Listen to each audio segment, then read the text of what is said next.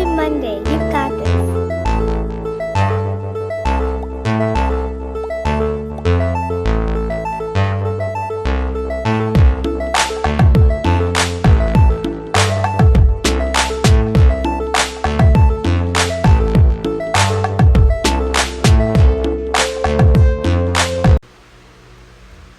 Hi guys, so good morning and welcome back to my magical world. It's me, Frostbite Goddess, your favorite celebrity here in the Philippines.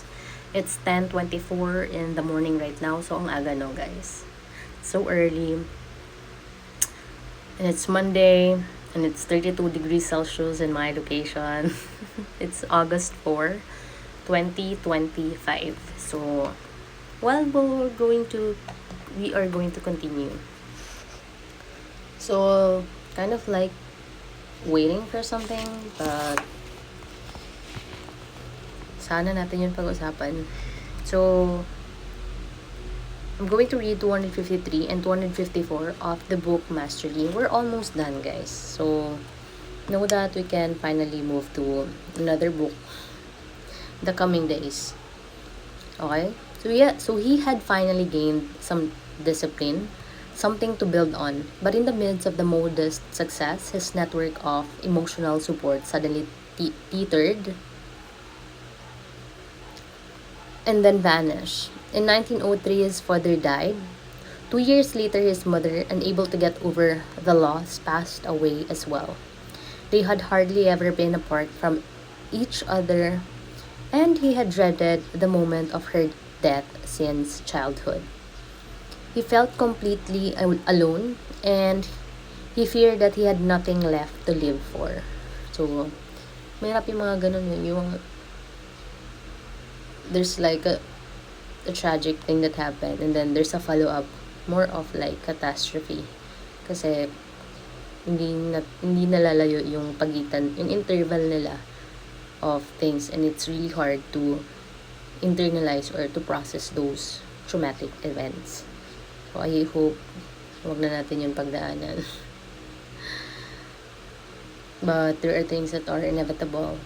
So, I hope if ever napagdaanan mo yun, you'll survive it. And you will. You will. Don't worry about it. In the months to come, he slowly withdrew from society as he took stock in his life up to the point he discerned a pattern that actually gave him the faintest amount of hope. To compensate for his physical weakness, he had taken to reading, and in process has discovered his life's task. Yan. Over the course of the last 20 years, he had accumulated a vast amount of knowledge about French society, as incredibly wide variety of real-life characters of all types and classes live inside of his head. He had written thousands of pages, including the failed novel, short sketches for newspapers, and various essays. Using Ruskin as a mentor, in translating his works, he had developed discipline and some organizing skills. He had long thought of life as an apprentice, in which we are all slowly instructed in these ways of the world. Some people learn to read the signs and heed the lessons from the apprenticeship, developing themselves in the process. Others do not. He had served an elaborate 20-year apprenticeship in writing and in human nature, and it had altered him deeply. Despite his ill health and his failures, he had never given up. This must mean something, perhaps a destiny of sorts. All of his failures had a purpose. He decided if he knew how to exploit them, his time had not been wasted. What he needed to do was put all of his knowledge to work. His meant returning to the novel and had continually eluded him. What it would be about, the plot, the narrator's voice, he still had no idea. The material was all there in his head. If in his loneliness he could not bring back his mother or his childhood or his youth, he would somehow recreate these things in their entirety. Here in the study of his apartment where he now holed himself, what mattered was to get to work. Something would come of it. In the fall of 1903, he purchased dozens of notebooks, the kind he used to use in school, and began to fill them with notes.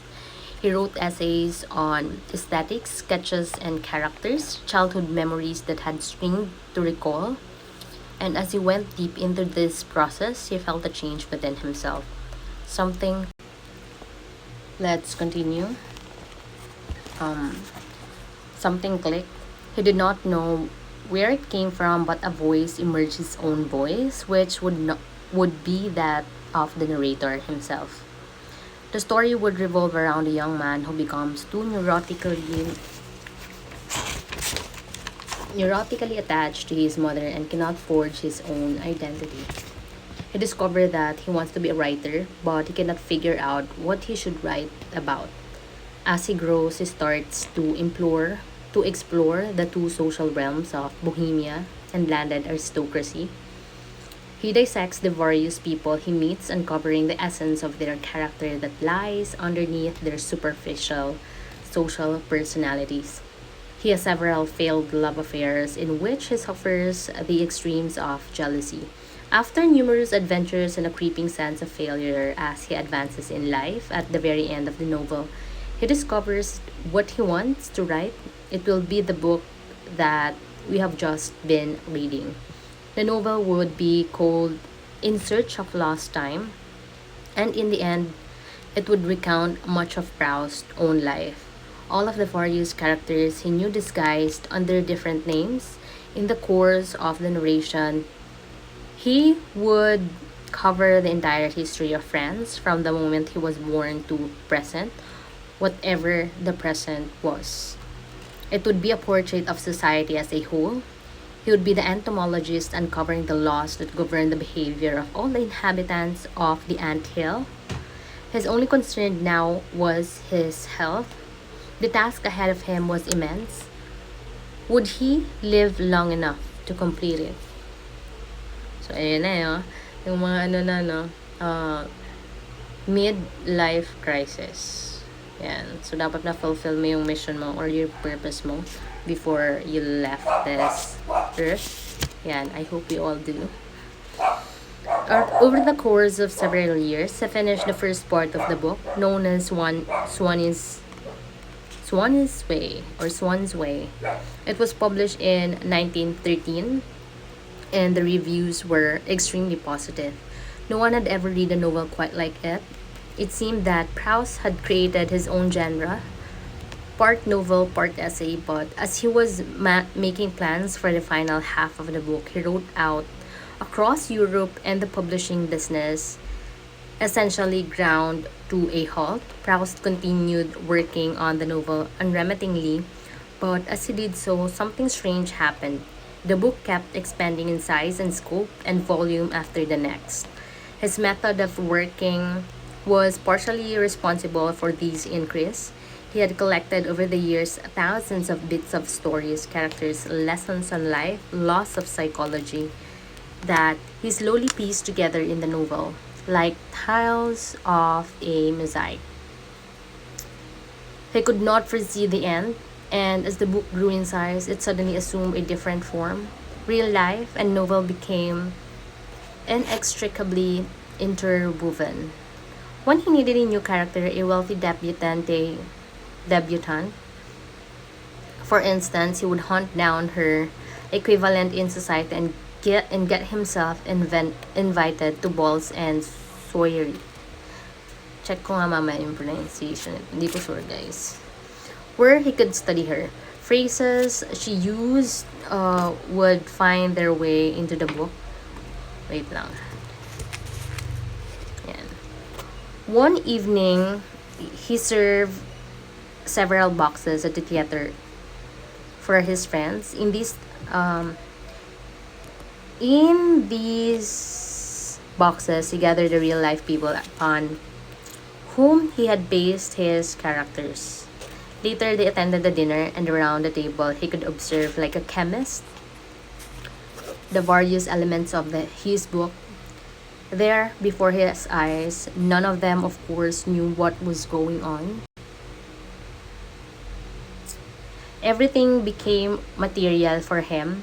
Not only the past, but present events and encounters would suddenly suggest a new idea of direction. So, ayan guys. And so, yeah. Thank you guys for listening. Yeah, on a daily basis.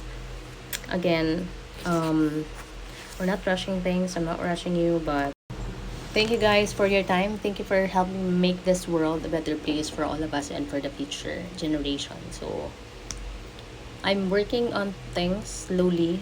So, hindi ko pa ma-figure out something. But, it's okay. Hindi ko pa ma-figure out yung mga dapat kong gawin. But, slowly, we'll get there, guys. So, I don't wanna rush myself kasi I remember the last time that I rushed onto some things and everything went, hindi ko gusto. So, let's take it slow. See ya!